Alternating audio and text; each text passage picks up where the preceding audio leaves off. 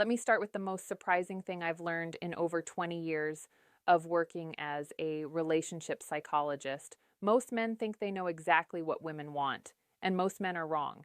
Not because they're bad partners, not because they don't care, but because nobody ever sat them down and explained it clearly. There's no manual for this. No one taught you.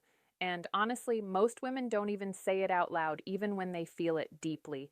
I'm Dr. Claire Dawson, and I've spent more than 2 decades working with couples right here in Canada.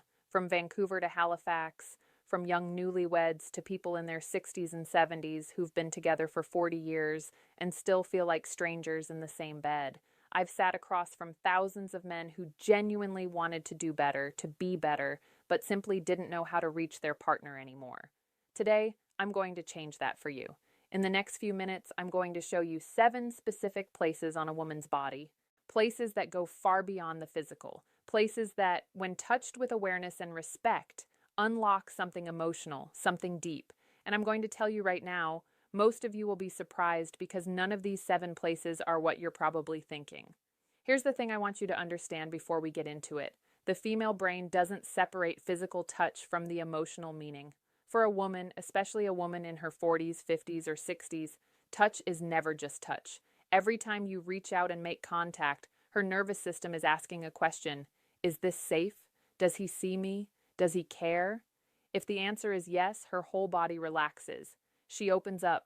She moves toward you. If the answer is no, or even just, I'm not sure, she pulls back. Not because she doesn't love you, but because her body is doing what it was designed to do.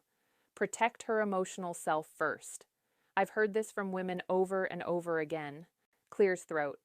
One of my clients, I'll call her Patricia, 58 years old, been married for 31 years. She told me something I'll never forget.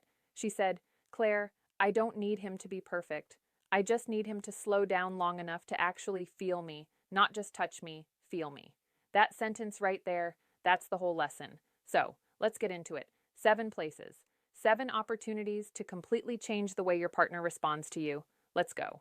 The first place is the back of the neck, right at the base of the hairline where the hair begins. This spot is one of the most underappreciated areas on a woman's body. Most men walk right past it. But this is where tension lives. This is where stress settles after a long day of carrying the weight of everything. Work, family, worry, all of it. When a woman is stressed or disconnected, that tension pulls right here. Now, here's what I want you to do, not aggressively, not as a massage that says, let me fix you. Just the lightest touch. 2 or 3 fingertips, slow, no pressure, just warmth and presence. When you do this, something chemical happens. Her nervous system begins to downshift. Her breathing slows. The cortisol, that's the stress hormone, starts to ease, and in its place, oxytocin begins to rise. You might have heard oxytocin called the bonding hormone or the trust hormone. That's exactly what it is. And this spot behind the neck is one of the fastest ways to trigger it. She won't necessarily say anything. She might just go quiet. She might lean into it slightly. That silence isn't emptiness. That's her body saying yes. The second place is the soft skin between the shoulder blades. Think of this spot as her shield. It's the part of her back she can't easily reach herself. It's the part that carries invisible weight. When a woman is guarded, when she's built walls, consciously or not, this is where those walls live in her body. Now, I'm not talking about a deep tissue massage here. I'm talking about something much simpler and much more powerful. Just placing your hand there, flat, warm, still, no pressure, no agenda. When you do that, you're not just touching her back. You're communicating something that words can't always say. I've got you. I'm here. You don't have to carry this alone. I've seen this one gesture completely shift the energy in a relationship. I worked with a couple in Toronto, both in their early 60s, both retired, both spending all day in the same house and somehow feeling miles apart. The husband, a guy named Robert, started doing this one thing every evening when his wife was standing in the kitchen after dinner. He'd just walk up behind her and rest his hand between her shoulder blades. No words, just presence. 3 weeks later, she told me, I don't know what he's doing differently, but I feel like he's actually here again. That's clears throat the power of this spot.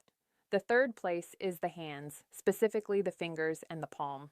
Now, I know what you're thinking. Holding hands, that's the big secret. Hear me out. There's a difference between grabbing someone's hand and actually holding it. There's a difference between a quick squeeze and tracing your thumb slowly across her palm. The hands are deeply connected to a woman's emotional world.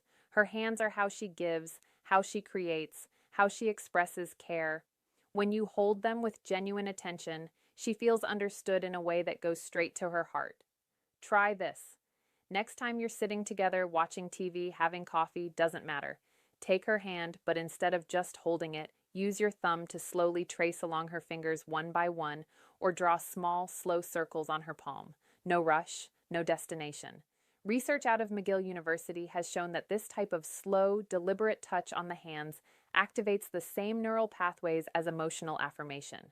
In plain terms, holding her hand thoughtfully communicates the same thing as telling her she matters. You don't have to say a word, your hands say it for you. The fourth place is the small hollow just below the jawline directly behind the ear.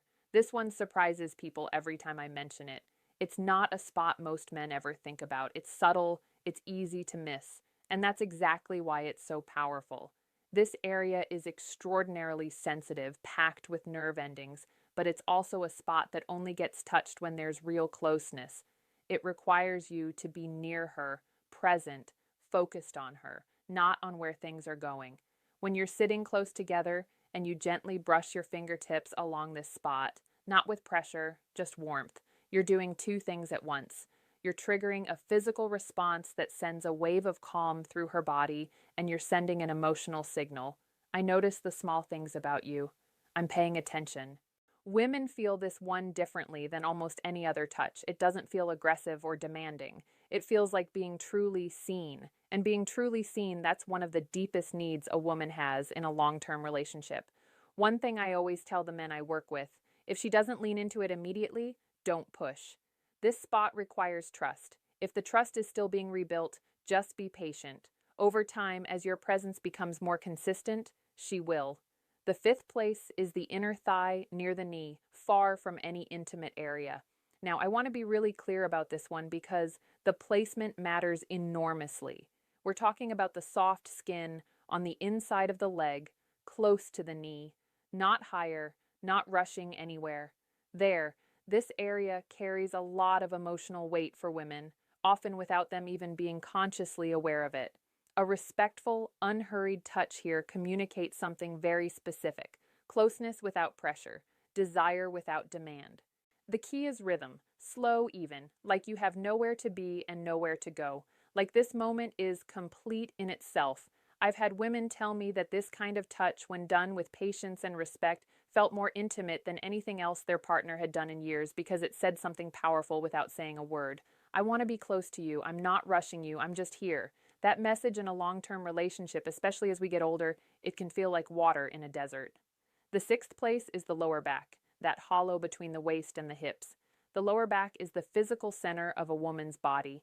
It supports everything, it carries everything, and in most relationships, it goes completely untouched. When you place your hand gently on a woman's lower back, especially when you're standing behind her and your chest meets her back, something remarkable happens neurologically. The brain interprets that position as protection, as stability, as someone saying without words, I'm behind you. Literally and figuratively, this isn't about control. It's about containment in the best sense, the kind that makes someone feel safe enough to let their guard down.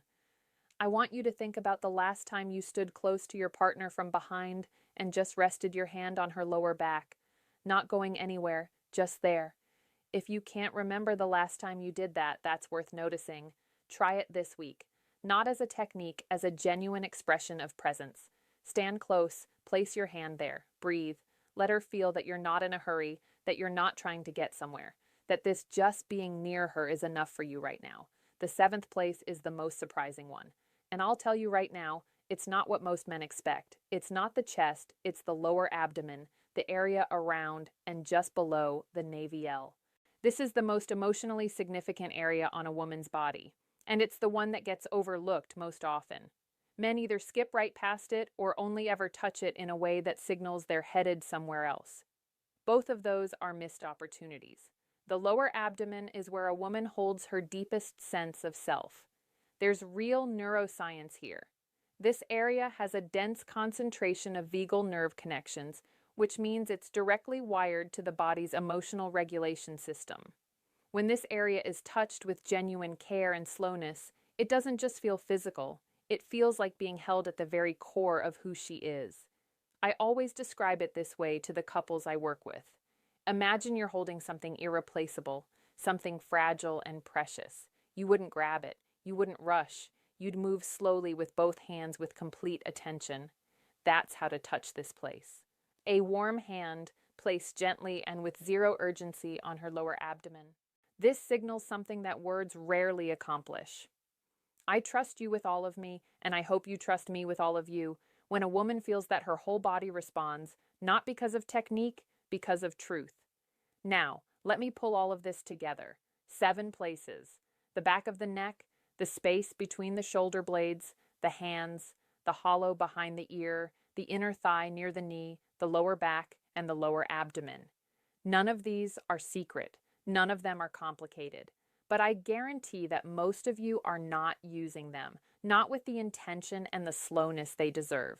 And here's why that matters. As we get older, as relationships grow longer, a strange thing tends to happen. We stop reaching out, not because we've stopped caring, but because the daily routine takes over, because we assume our partner knows, because we're tired or distracted, or we just forget that the small gestures are actually the big ones. But women feel that absence. They feel it in their body before they feel it in their mind.